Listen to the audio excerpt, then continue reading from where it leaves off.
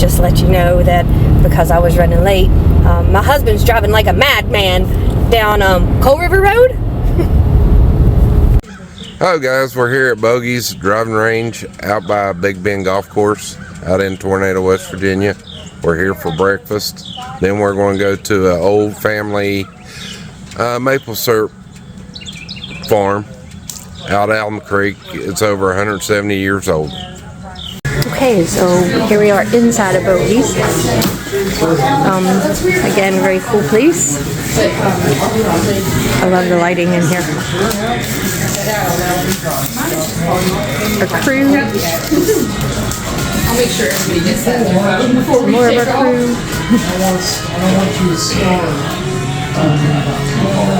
And if you wait for it, here comes the dogs.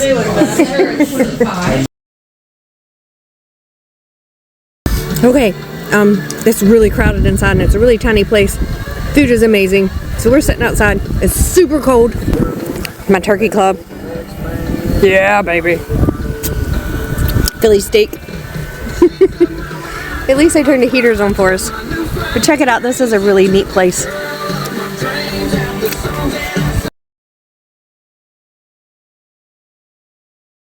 And again, a little better shot of their patio area with their heat lamps. Man, this door is broken. There's Chase. Hey, Chase. Hey, Tammy.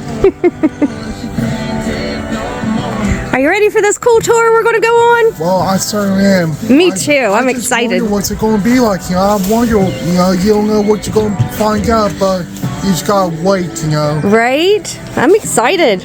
I'm not the only one.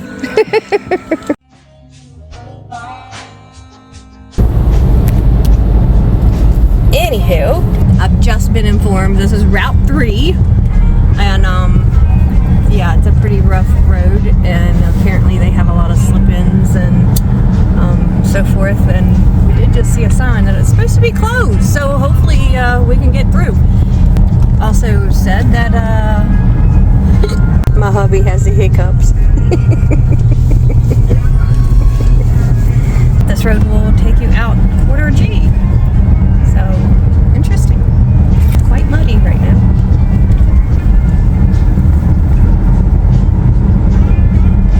And yeah, sorry guys, I missed the falls. This is part of the path that Mary Ingalls went. I don't know exactly where, but she crossed somewhere down in here to get across the river. Okay, I guess this is why the road is closed during the week. Yep. Thank goodness it wasn't closed today. See, it's almost a one car road.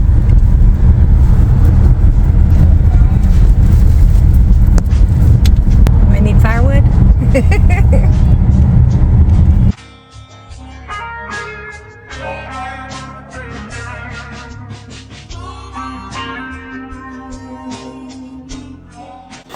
Okay, hey, here I am at the maple farm, and I want to introduce you to Paul Ronk here at the Ronk family farm, maple farm here. And he was the one that gave us this amazing tour that you are about to see. And I hope everything's okay with me recording the tour. Absolutely. Absolutely. I'm glad you did, and I'm honored that you all were here from the we had a blast, and I can't wait to share all this information with you. But I have another question for you. Okay. We're standing behind or in front of all this beautiful bamboo. Yep. Are you doing this for privacy, or are you planning on harvesting this at some point?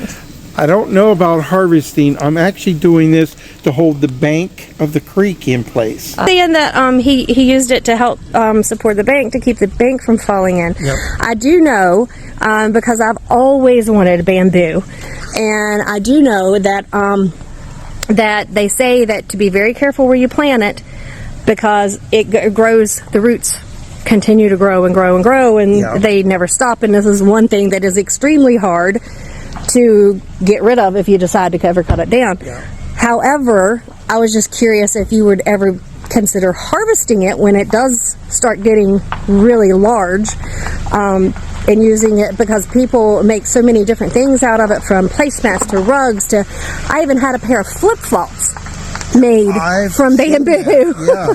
And I know somebody has a floor that was made out of it. Right, It was amazing. So that's a real possibility, but just something else to think about. it has not got out of control with me. I have never cut down a stalk of it. I started it there. This is about 8 years old, and it grows exactly right along the bank, exactly the way I want it. And it just keeps going. Every year, it just keeps going the way I want it to. And it has saved this from washing away. That is really, really cool. Because like I said, I've loved bamboo, and I've always wanted some, but everybody's like, "Oh no, you don't want to plant bamboo. It'll grow out and take over your whole yard." And I heard that too, but I don't think so. So this is 8 years, and this. Yep. That's 8 years with one stalk. That's amazing. It's 8 years old. Yep. Maybe he'll just bring us in like that.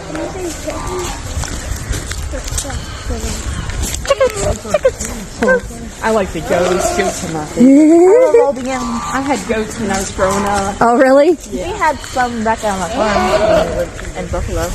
We'll scare them all over. Not the goats, but they'll assume you got food for them. Hi, sorry, buddy. I don't have any food. You're so beautiful. You got such a cute hair. I'm sorry, I don't have any food for you. That little chick, that little chick. Where? Let's see what she wants. Look at all them. This is like a zoo.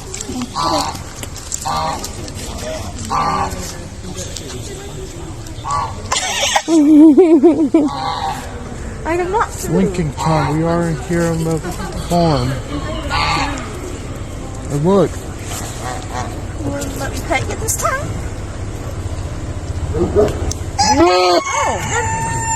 What is it? Just go by your fingers. Hey, you hear that? I hear something. Hey, go from my heel. Let him get to your finger. She gets like really plump. Come on, you can do it. We'll probably do the same thing that they did to you. Exactly. Yes.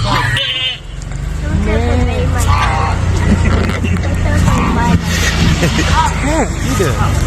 I bet you're saying. I love their thing. Their fire pit. That is cool.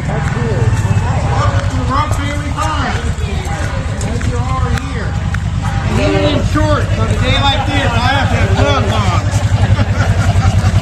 I normally wear shorts too, but not today. I wish I'd had this weather though through the winter. This is the coldest it's been all winter. I know.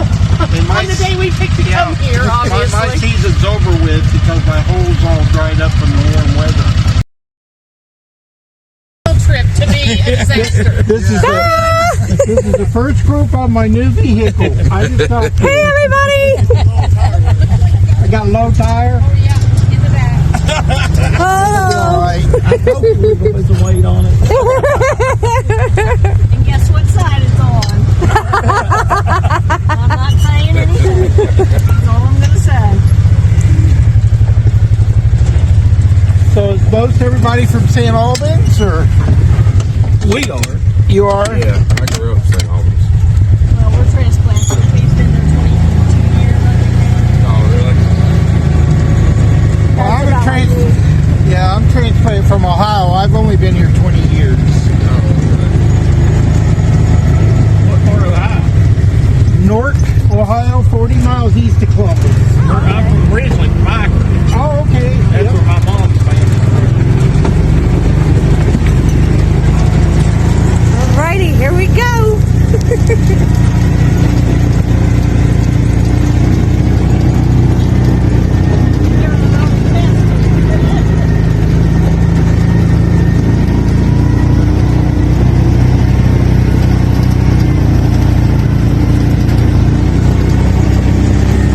Ted, maybe we should have put you up front so we'd have more weight up here. I don't want to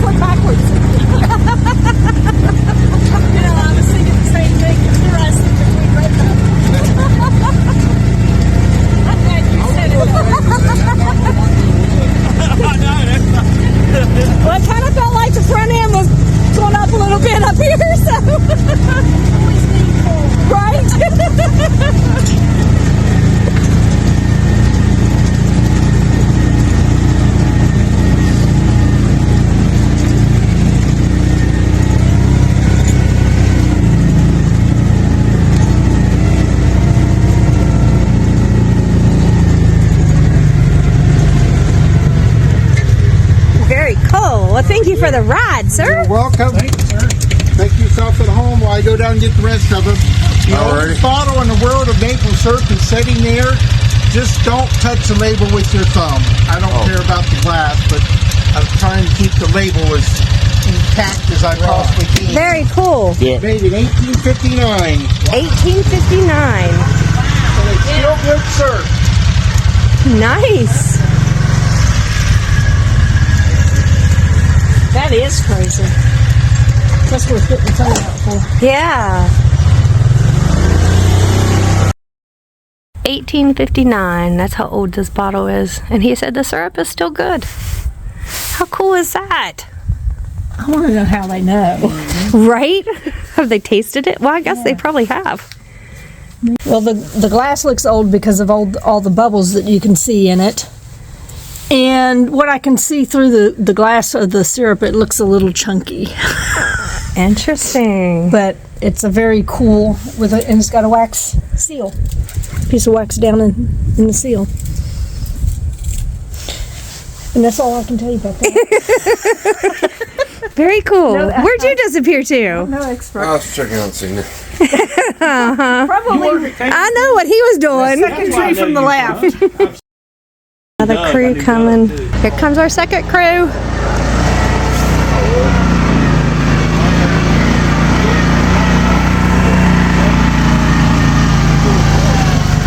There's our second crew. Hey! We're here.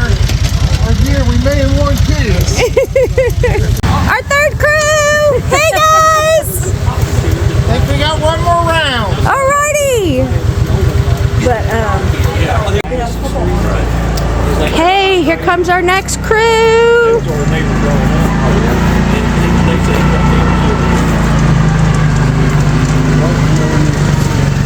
Is our last crew? Hey, everybody! We made it. Yay! Just kidding.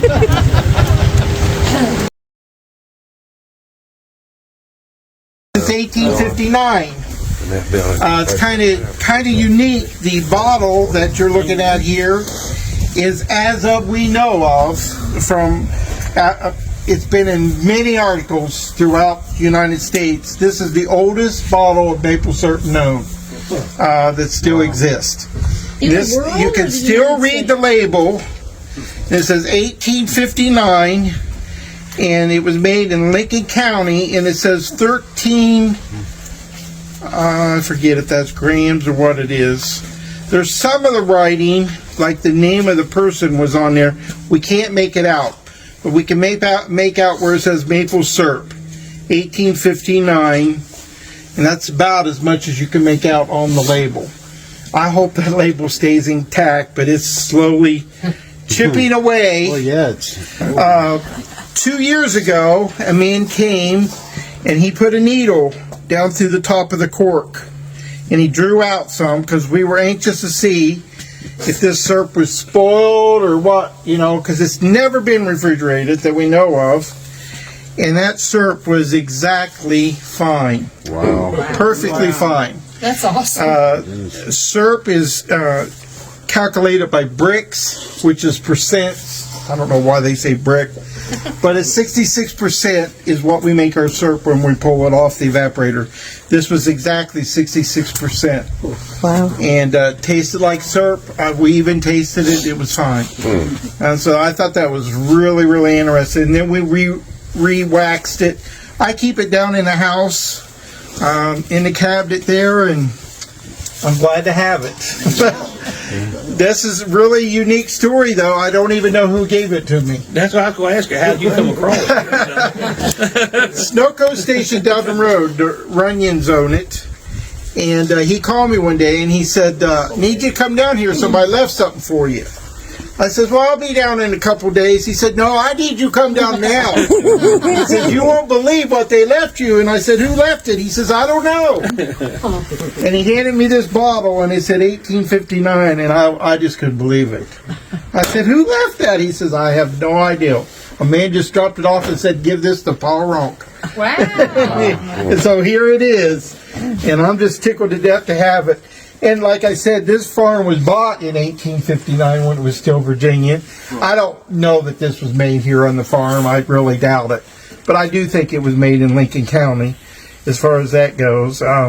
My grandfather came from Lancaster, Pennsylvania in a wagon full with his kids, my great-great-great-grandfather, and settled here and bought 700 acres at 25 cents an acre. Wow. Yeah. Now, don't make me do the math on that. And we are really blessed. We still have 105 acres of that left. And I inherited this 20 years ago. And my father's still living, and he gave the land to me. And we lived here for 11 years before I started making maple syrup. Wow. I actually went to Ohio with a friend for a week every year, my son and I, and helped him make maple syrup. And he had 900 buckets. Ooh. And we'd go around all day long and collect buckets, and then we'd cook all night long. Wow. And finally he says, how come you're not making maple syrup on your farm? I says, I probably don't even have any maple trees. I don't know what a maple tree is. I know what a maple leaf is. He says, well, go home and see if you got any maple trees. So I got a forester to come with me, and we drove up the road, and we counted 90 trees pretty quickly. I called him back. I said, yeah, I got some maple trees. He said, well, come and get my evaporator. You can have it. I'm going to get a new one. He says, you need to start making your own maple syrup, and that's the same evaporator that I still have today that he gave to me. And the first year, I put out 40 buckets, and it was a disaster. Well, that's the first time. We live in West Virginia. We have mountains. We don't have flat lands. You do buckets in flat land. I didn't know that. I didn't even know that there was a such thing as 3/16 line at that time. So that year, I literally maybe made 2 quarts, and I burnt my pans. And so I thought, well, I'm not doing this no more. Well, I talked to my friend. He says, try it one more year. He says, put out 80 buckets. And I was stupid enough to listen to him. I put out 80 buckets. By the end of the season, I made 3 gallons. Wow. And I said, this is for the birds. You can have this. I packed up the thing. I was going to sell it. And I went to the West Virginia State Fair, and a man had some tubes run from some trees, stumps that he'd cut off, making an example. And I actually walked by it. My wife said, did you see this? I said, no. She says, come back here and look. And I looked, got talking to him, told him that I'd use buckets. He says, nobody uses buckets in West Virginia. He laughed at me.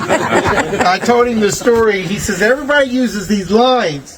3/16. And while we're talking, we could walk up there. I was going to show you how to tap a tree. But anyway, I found out about the 3/16, and that's what I have today. I have over 350 trees tapped. I have all 3/16 line run to them. I have over 6,000 feet of 3/16 line run from tree to tree that collects the sap. Downhill? All downhill. It's naturally vacuumed because it is downhill, except down at the road. You might have noticed those trees. Does anybody know what kind of trees those were? They're not maples. They're sycamore. Those are sycamore trees down there. Now that's on level ground down there. I have a pump on them that actually pulls the sap out of the sycamore trees. Sycamore trees don't drip like a maple does. You have to pull the sap out of them. And it tastes like butterscotch. Ooh. And I cook it in this evaporator. This is called a rocket stove.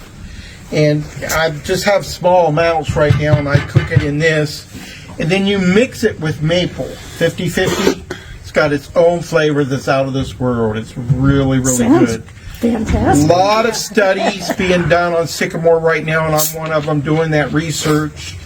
We're going to be releasing all that research next year, and I think within 10 years you're going to see a lot of people tapping sycamore trees and making sycamore sap. Cool. There's a lot of potential in it. Now it takes 80 gallons to make 1 gallon of syrup. Wow. 80 to 1. 80 to 1. Wow. Yeah, that's 1%. You get 1% sugar. is mainly what we get here in West Virginia. Every once in a while, if we have an exceptional summer with a lot of sunlight, that'll bump it up to 1.5, 1.6, make it about 64, 65 gallons to 1. But as you know, last year it rained, very little sun, and that made our percent even just a tad below 1%. Because those trees has got to get that sunlight to draw in and make the starch that they do. And then the water adding with that starch is what the sap is that makes the sugar. And any kind of maple tree can be tapped. It's silver maple, red maple, sugar maple. Sugar maple gives your most sugar. That's the reason it's called sugar maple. Red maples do not give quite as much sugar, but they give more sap than the sugar does. So it kind of evens out as far as that. And I tap both reds and sugars.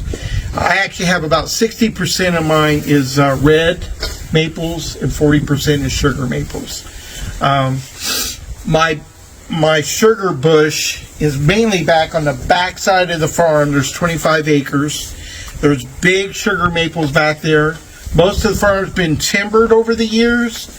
There's no doubt in my mind, my family, starting back with my great-great-great-grandfather, left those maple trees because he took sap off of those trees. Back in the 1800s, I don't know if you realize it or not, but everybody tapped their trees. When you lived in town, if you had a maple tree, you tapped it. You made sugar. First you made the syrup, but then you continued to cook it, and you made sugar, because that's the only sugar you had all year long. Right. Everybody back in 1800s did that, everybody. And that's how they had the sugar that they did. I just realized I do not have a tap. I'm going to have to go in and find me one real quick. I'll be right back. You can think of some questions while I'm coming back. Oh, you're fine. Are you okay? Yeah, I'm okay. I ain't hurt. I'm good. I'm good. I'm going to get a picture of this historic syrup bottle. I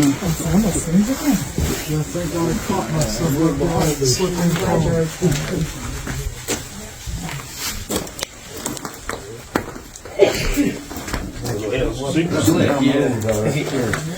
I slid a little earlier. Yeah.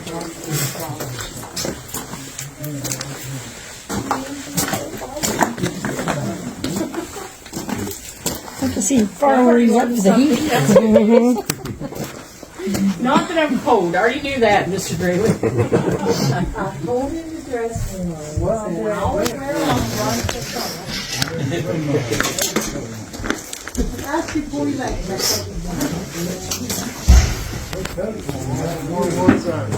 Here's the door. That smells real good when they're cooking that off.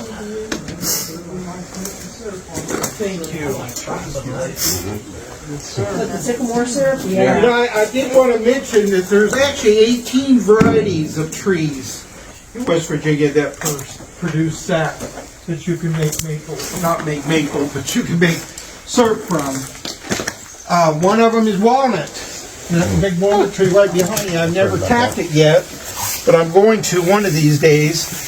But there's quite a few walnut syrup makers here in West Virginia now. It sells for $400 a gallon. Oh my goodness. Yeah. So if you got walnut trees, I think I can do without. there's some money. Yeah. We'll skip the walnut syrup today. What they do with it is the chefs in New York are buying it to cook with. They absolutely love to cook with it. We need to get him interested in sycamore maple, is what we said. That's for sure. Well, we could sell our syrup to China if we had enough syrup to sell them. We don't have enough producers yet. But China would love to get a hold of our syrup. Our syrup is unique to any other syrup in the world from West Virginia because our syrup has more minerals and vitamins in it than any other place. Wow. Now up north, the glacier went through and stripped the land. Here, the glacier didn't go through. We still have all the minerals and vitamins in the earth here, and the trees draw that up. And I have a lady at church that she had some people from Vermont, and she served them pancakes. She wasn't even thinking, and syrup by syrup with it. And they started making over that syrup, and she told them about me. Well, they had to come and visit the farm. Before they left, they took 4 gallons home with them to Vermont. Wow. Said that it was the best syrup that they had ever had in their life. That's an honor. And I thought that was pretty awesome. Pretty awesome. West Virginia has a whole lot more than a lot of other places are. We're very, very blessed to live here. I can say that. I just hope we can make it where our children can continue to live here. That's the main thing. And I try to encourage kids, you know, pretty much you have to have a supplement to your jobs if you're going to stay here, the way the situation is. Maple syrup is a supplement that you can do. It's hard work for about 6 weeks out of the year as far as labor goes. The rest of the year, it's just selling at farmer's market and getting rid of your maple syrup. But there's lots of land available. They don't have to buy it. They can just pay somebody's taxes and they'd be glad to let them use their land to get the sap out of the trees. 55% of the land in West Virginia is owned by people that live out of the state. Wow. Isn't that crazy? That is 55%. Wow, that is crazy. So if you just got to go to the courthouse, find out who those people are, call them up, find out if they have maple on their land, be willing to pay their taxes, and you got some land to tap some trees as far as that goes. Also, West Virginia has double the amount of trees that the state of Vermont has. When it comes to maple, we have 1 million maple trees here in West Virginia. 1 million. They have 500,000 in Vermont or less. So we have a lot of potential here. We should have several hundred producers. We only have 60 commercial producers right now in West Virginia. So there's a lot of potential here. There's no competition. We can all sell our syrup with no problem at all when it comes to making maple syrup here in West Virginia. Now this year has been a really rough year for the farmers because we haven't had a winter. Now the higher elevation you are, the more sap you're going to make. And so some of the people up in the Beckley area and so forth, where they're higher elevation, they're still making syrup up there, thankfully. But like myself, we're about 700 here. My sugar bush is about 900. I only have about 4 to 5 weeks of making maple syrup. And this year I had about a week and a half to 2 weeks. It's the only window I had. I mean, it was a tough year, but we're still surviving. We're still eating. That's the main thing. Let's walk up here for a minute and tap a tree and tell. No, they do not. They still gather up their water, but they don't give sap. They don't have a sap. They have a different layout in the way that they take up their nutrients and so forth. Where maple trees, the easiest way to explain it, is they literally have veins that go up and down. Not all trees operate on that. Some of them are wavy like this and so forth. But what a maple tree does in the wintertime, if this tree knows it's going to freeze tonight, and I think it's supposed to get below freezing tonight, it's already starting to take up water out of the ground and put up into the tree to cause a positive pressure. And it will fill every vein it has, make a positive pressure, and it's putting its coat on from the inside out. That keeps it from freezing. And then tomorrow, when it gets above freezing, it'll start to let that water back down. As it's letting that water back down, and you have your tap of the tree. Where was my hole at? Right here. It will be a negative pressure, and as it comes down, it'll push it out into this tube. And as it's coming down, it pulled up water. As it's coming down, it mixes with the starch that is stored over the summer, and that's the sap that comes out with the sugar content in it. So it's got to freeze at night and be above freezing in the daytime, which, as you know, we've not had much of that. We're probably going to get it late now. But now it's too late because our red maples are already budded out. Once they bud out, it sours the sap. So you can't make any more syrup out of it once it sours like that. So even if we were going to have a couple cold times, it wouldn't do any good to retap the trees or anything on that aspect. It's just a little bit too late here. Now, higher elevations, they haven't budded out yet, but down here they have. We're not going to tap this maple. We're going to tap a beech tree up on the top, and I call him Oh Holy. You'll see he's got a lot of holes in him from tapping him. But you can see how the line here goes, and we just had a big windstorm, and you can see how the branches fell on the lines here. I have to go and clear the branches off and so forth. I don't have any trouble with deer. You would think, what's deer going to do to these? Deer runs into them, they just bounce off from them. That's what happens. Cars, yeah. But squirrels, if you like the squirrel hunt, you're welcome. They bite little holes. You can see where they nibbled on this one. They didn't get all the way through here, but they bite holes in my tubing all the time. And once they get a taste of that sugar, there's no end. They just keep right on. And so I'm constantly patching holes of squirrels. And every once in a while, a bear will get a hold of it. Like a black bear, you mean? Yeah, black bear. We have black bear here, and they'll rub their backs on it, and it just aggravates them, and they'll grab a hold of it and just start ripping it all to pieces. But other than that, it's not really that bad to take care of. This stays up for 10 years, and then I disinfect it every year with a solution of Clorox. Then it's rinsed out real good before we run our sap through it. But that's how that works there. I have about 18 trees on each line, and then it goes into my main line, which is 1 inch. And it goes down to a main collecting station, the lowest point on the farm. Then I pump that up to my sugar shack. That's how I get it up to the sugar shack to cook from there, and we'll talk about that when we go back down. But let's go up here and show you how to properly tap a tree. You might want to do that in your backyard. Yeah, that's what I don't have anything about Things you can do on it. There's a lot you could do. I think I'm going to get into ginseng here. demonstration Probably used to take me doing that when I was her age. Yep. It's a lot of fun. This is Old Holy. There's two things on this farm that gets on my nerves, and it's squirrels and beech trees. Beech trees are worthless, and they're really hard to get rid of. If you cut down this tree, 50 little trees will come up by the roots. You cannot hardly kill these trees. So the only way to do it is use a chemical to kill it, and I hate to use chemicals on my farm, so it just makes it really tough. Even putting all these holes in it, I'll start seeing little sprouts come up from her roots because we've damaged the tree, because it's afraid it's going to die.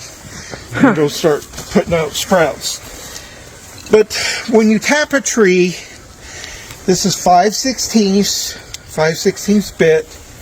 You don't want to go any deeper than 1 3/4 inches into a tree, okay, into your maple tree. When you go in, you don't have to have it at a slant. Just go straight in. Use pressure on the back of your drill, and straight back out. When you do that, then put your spout in just gently. Use a very, very light hammer. You can see mine just made out of wood. If you use a big hammer, you pound this in too far, and it clogs up all the veins, and you don't get as much sap out of that as you should. The way that you know that when that's in far enough, it will make a different noise. So I want you to listen for the noise. This is the reason they call it tapping, because you're tapping the spout. But listen for the noise to change. Right there.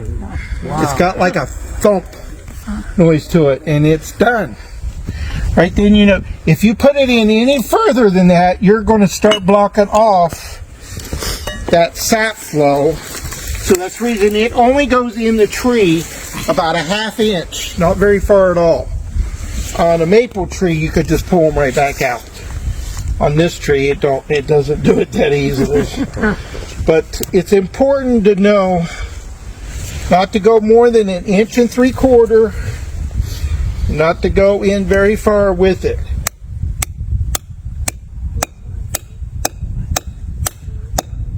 Well, it didn't do it on that one because I used an old hole, but normally it will do it. Does anybody want to try it? Drill a hole and put a tap in? Looks like we've got some volunteers, yeah. Come on. My brother told me to try it with me. You need to put the thing in. Okay, hold on to the drill. Okay, pull on the trigger. Keep pulling. There you go. Got you a hole. Now put it in. Which hole was it then? Yep, that's it. You was right. That's a lot of holes, ain't it? All right, here you go, buddy. This one here freezes me to death. I don't know how he does it. My legs would be ice cubes. Right there. Right there. That's it. It didn't take very far at all. Get it in there. Great job, Preston. Did you want to try it too, Good Chase? job. Yes, ma'am. And Alex, you want to try Come one? on. Who wants to go first? Okay. Here you go, buddy. Oh, I know how to use a drill. As I'm going to board shop, which one's I go? Yeah, right there. Great job, bud. How long? How Just far? all the way in. It'll stop it right there on its own.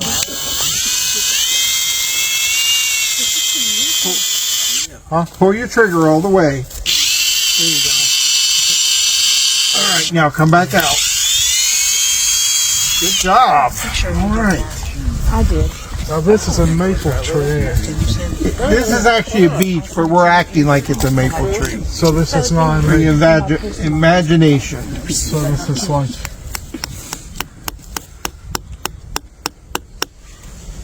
Actually, good A shape. little bit more. Try and keep it still. All right, I think you got it. Good job, buddy. Well, thank you, sir. Good job. All right, who's next? Anybody? Any volunteers? Come on, don't be shy. Billy, you want to try? Well, we gotta go to Cammy.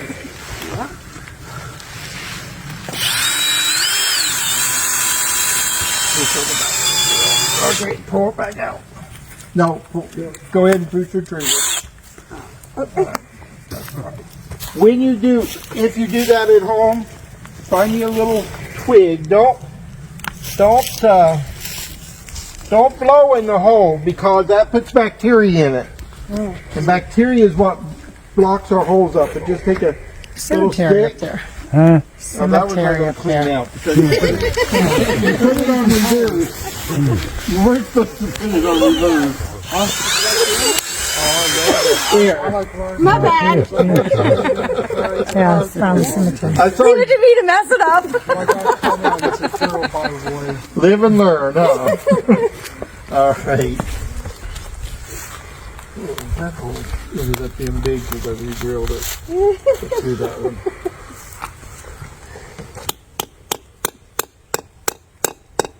Right there. Right there. That was it. Yay. Good job. Okay, so I taught you all how not to do it. Good job. How to do it. So see, that was Well, close. give me some quick, because I know how to use tools, you know, my car taught me how to use tools, you know. Now next year in January, tap your tree if you have one at home. If you don't have any spouts, come and see me, or I'll mail you a couple in the mail if we can't meet up in St. Albans or something. Then put you a gallon milk jug hanging on it, tie it on it. Keep taking that sap in the house and put it in your evaporator. Put it in your crock pot. Don't put your lid on it now because you want that water to evaporate. And just keep taking that sap as the tree gives it and keep pouring in there. And eventually you're going to have some syrup. You'll make your own syrup. Cool. At nighttime, leave it on hay. Leave it on high in the daytime, but put it on low at night because you don't want it to burn up on you. But and make sure it's full at night when you go to bed. But eventually, after a couple of days, you're going to have you some syrup. You won't know exactly when it's finished because I'm going to show you how to use a hydrometer down there. But when it's at the right taste that you like it, it's finished and it's good. You can put it on your pancakes. It's a really neat experiment to do with the grandkids or your children. I'm making maple syrup. We do it in several schools that way. And That's cool. kids really, really like that. Nice, nice. Any other questions while we're up here? Alrighty.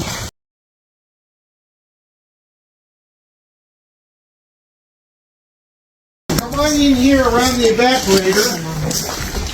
I'm sorry I'm not making syrup today. I sure wish I was, I can tell you that.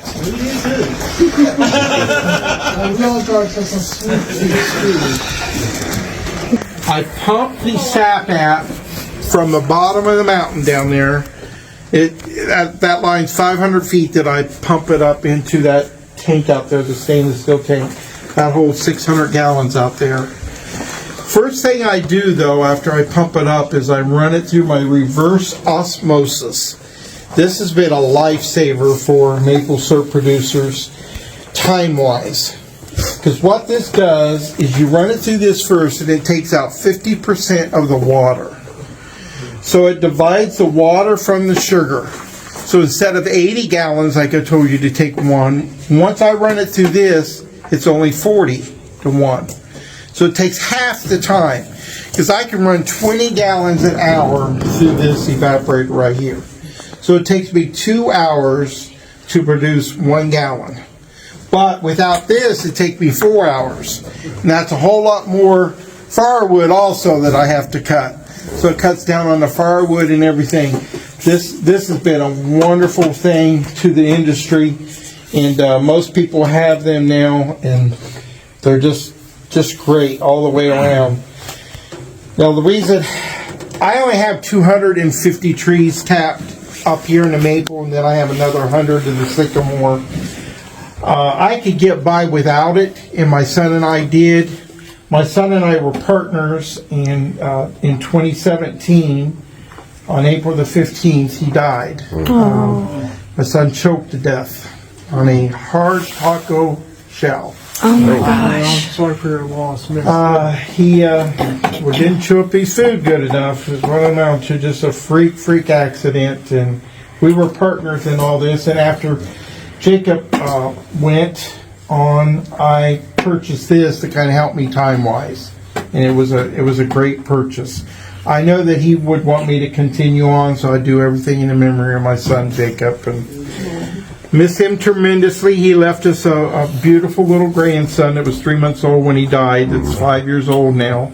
And Boston's doing great and thankful. And I have 3 other girls. I have 13 grandkids. Wow. So I'm very blessed, but nothing replaced your son. Right. Do the grandkids help you some?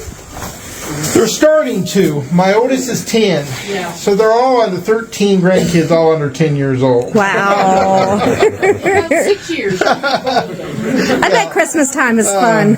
But yeah, like next Saturday we have Maple Day here, and we serve a free breakfast with maple sausage and everything. My whole family will be here that day helping out, and that's what they do every year. What time? What time? From 9 a.m. to 5 p.m. all day long. All day long. We do it in February and March. In February, though, our bridge was flooded and nobody could get in. So it got canceled. So this year it'll be just here in March. So I think it's going to be a pretty big day. We normally have around 500 people that come to us. Wow. Pretty busy time. So I'm really glad you guys came by yourself so I could give you more individual time, because it's such a busy time then. It's hard to just concentrate on everything that's going on. But you put it in this and you boil it.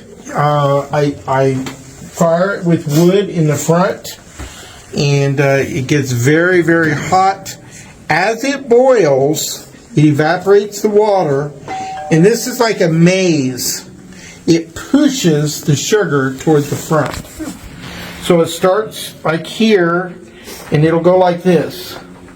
They'll come around, and there's an opening up there, an opening down here. Come around, come around. When it gets to here, it's very close to being maple. It takes a little bit more time, but then I draw it off here when it's ready. And the way that I know that it's ready is I could probably have you hand that to me. Right behind you is a green box. Okay, and one of those big upside down containers right there. Big one. No, you had your hand, yeah. Okay. This is called a hydrometer. Some of you may be familiar with it. They use it to make beer and alcohol and different things like that also, but I don't make any of that here. But you put the syrup in this. When it gets to that point, I dip it out, fill it up, set it there. I take my glass hydrometer and I put in it. And when it floats to this red line right there, even with that, it's ready. Wow. That's how I know when it's ready. Before it's ready, though, if it's not close, it just sinks to the bottom. But then eventually it'll start floating up a little bit, and it comes pretty quickly once it starts floating. Gets right to that red line, it's time to draw it off. And then you draw it off a little bit and just keep testing it until it starts to go back down. Then you stop, let it catch back up again until you keep it right at 66%. The state does come and test to make sure that our syrup is 66% and we're not putting water in it and making it less. So they're always welcome to come anytime they want and open a bottle, or if I'm at a farmer's market or something, sometimes they'll come and open a bottle and test it, and I'm glad they do that. Keeps everybody honest. They keep everybody honest. Any questions up to this point? Question for anybody? Okay, after you draw it off there, you're not done yet, especially since I do most of my cooking by myself. I'll draw it off and leave it set, and then I got to heat it back up again, and then I run it through my filter press right there. And you heat it up, run it through that hot, and it takes out all, like if there's a little piece of a leaf or something that was in it, something like that, it takes all that out of it, and then it goes into my bottler, which is that, and then I got to heat it up to 185 degrees to make sure that it kills all the germs in my bottles. Even though they're brand new, there's still bacteria in those, but that 185 degrees kills that bacteria and keeps that syrup from spoiling or going bad on you. So it's quite a process to get it to the point of selling it, and then selling it. But I love it. I love making maple syrup. I'm always ready for the season to start when we have a really good season, but I'm always ready for it to quit too, because I'm wore out. Now this year I didn't get wore out. I just kept hoping for more and more sap, but it just didn't happen this year. But we'll get ready for next year and hope for a little bit better year next year. Well, hopefully you still have some we can buy today, right? I do. Yay! I do. In the cabin inside there. When is the times that you are the busiest? As far as making maple syrup, Yes. the middle of January normally I tap, and I'm finished like by the third weekend in February. This year I didn't even tap until February 1st. I wore t-shirts the whole month of January. I finally tapped the 1st of February, and I was finished by the middle of February, by the 15th. It was tough year. Now, is that like normal for every year, that same time of the year? Pretty much for me it is. Every area is different on weather, depending on the elevation that you're at and the area that you're at. Like up in Beckley, it's colder. It's a lot colder up there. They get a whole lot more snow and so forth. So they have a longer season. But they basically, most everybody in West Virginia starts in January. Okay. No matter where you're at as far as that goes. Unless it's too cold. It can be too cold too, Or if it's below freezing and it stays that way for several weeks, I mean, you're not going to get anything out. But it's really not going to hurt for your taps to be in your tree then anyway. Because if it's below freezing, there's no bacteria or anything that's going to hurt that tree. So if you tap them too soon because it's cold, that's all right. That's not a problem. But it's the heat that gets us. When it gets up to 75 degrees in February, like it was doing, the bacteria starts growing in these and it plugs up your hole. Well, you can't go just drilling holes in your trees like all season long, 4 or 5 holes. It's too much stress on the tree. We try to just put 1 hole per tree, plate size. I didn't mention the tree should be plate sized, inner plate sized, to be able to tap it, not smaller, not like that. Like a cup or a bowl? Yeah, about that big around. And then if it's 2, it can take 2 taps, 1 on each side. Or if it's 3 or larger, it can take 3 taps. No more than 3 though, no matter how big the tree is. No more than 3. But you can put 3 in that tree.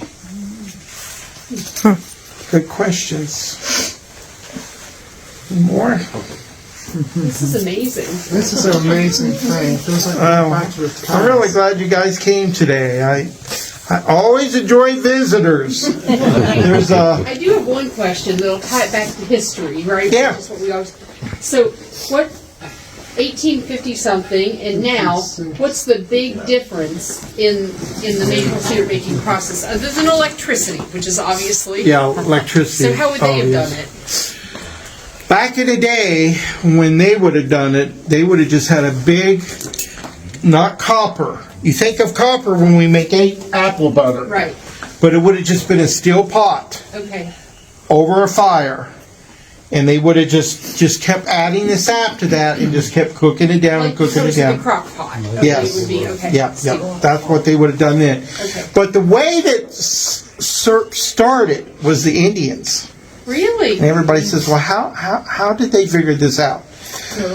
In the middle of the winter, especially like when we had that windstorm the other day, I could probably today go out and find a maple tree that the limbs got broken off and it'd be dripping. But then it'll start freezing and it'll make an icicle.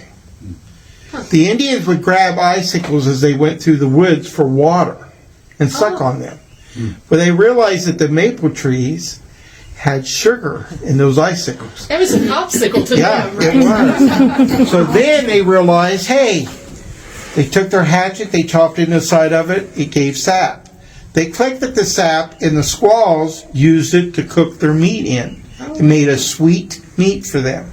Well, the story goes that one of the squaws got busy with the kids, forgot about the meat, and it overcooked, and it turned into syrup. Oh, wow. So then they started to make syrup.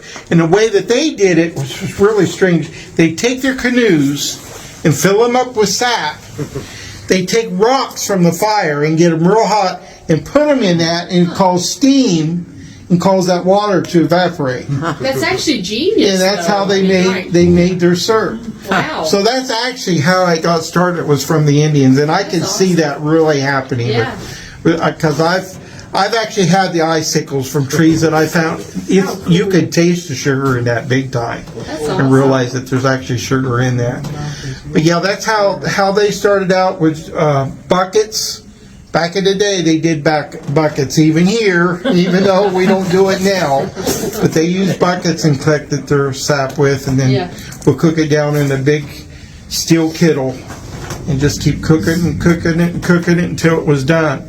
But then we graduated to this, and then this RO is, they only started using reverse osmosis about 8 years ago.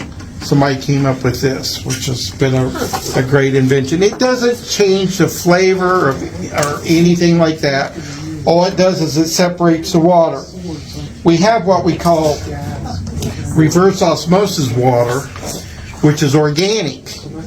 And you can actually buy that now. You can buy organic water, and that's what's in this out here. I still have some, but you got to run it through a purifier before you can sell it. But I actually drink that because that's the only drinking water that's up here, and it's very good water. I mean, you don't get any better than organic water. So that's sugary? no, it takes the sugar out of it. It only leaves the water. It's completely purified with just water. The sugar goes into my tank and it's cooked in here. As far as that goes. That's amazing. Now, from the time that you start the syrup making process, how long does it take you till you have your first jar? That's a good question. I mean, you collect your sap first, and then you got to bring it up here. If it's not, let's say you collect your sap. I collect sap today, but it's not going to be cold tonight. Let's say it's going to stay in the 40s, and I have sap down there. I would have to stay up and cook that. I'd have to go down and get it up here, run it through this, to take my water out, and then boil it down. And then I'm still not done then until I filtered it. And then I got to bottle it also into the bottle to have it ready. So, I mean, I know syrup is expensive. Maple syrup is $14 for a pint, $24 for a quart. Myself is what I sell it for. But there's a lot of time involved in it. That's the thing. I wish it wasn't so expensive because I wish everybody could have it. But the way the economy is today, a lot of people can't. It goes into it. Yeah. Well, I know my mom and dad couldn't afford maple syrup back in. I didn't even know maple syrup, what it came from as far as being real until I was 30 years old. Wow. My mom used brown sugar and water on the stove. Yeah. And that was our syrup my whole life growing up. That's what I thought maple syrup was. I didn't know any different. With our economy, a lot of people, they can only afford the corn syrup. That's what it is corn syrup. And it's not that good for you. We all know that.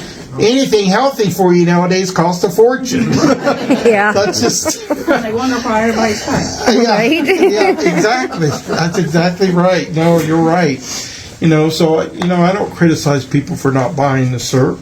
Those that can afford it, I'm thankful they can, and it's good for them.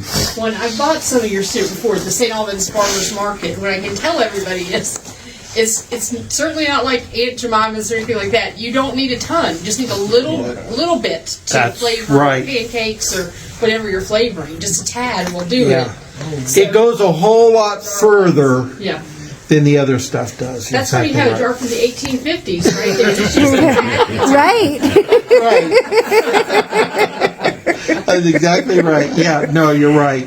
Yeah, we've been telling my grandkids, we got them those ketchup things that you squirt. Oh, yeah. That way they don't pour it out and waste it because the stuff's so expensive. Yeah. And they get it free from Grandpa, and 13 grandkids. That's a lot of syrup. So I got them all these bottles that they can squirt out of instead of pouring out of. But, yeah. This has all been very interesting, and I like the way you threw in the life hack for people who are struggling. Yeah. Or if they fix pancakes or the kids want pancakes and they don't have syrup on hand. I've never heard of the brown sugar and water on the stove. But yeah, it makes sense. Good. I mean, it's caramelizing it. Yeah. So great little life hack on that too. But this has all been so interesting. Thank you. And I definitely want to talk to you more. All right. Good. Good. I'm really glad you guys are here, especially local people. St. Albans people. That's awesome. Well, thank you again. I appreciate it. It's a pleasure. Very much so. I write under WV London Blue. Okay. I'm a local author. Oh, wow. And so I'm creating this podcast because we've also started a website called artisticallyhuman.com that we are hoping to help promote artisans in all different fields. Oh, wow. And as far as I'm concerned, you are an artisan, sir. Thank you. What you do is definitely a form of art. Okay, and yes, I want to promote you on the website and on the podcast. I'm excited. Yeah. It's exciting. It was great meeting you. Thank you so much. Thank you. Yeah, thank you very much.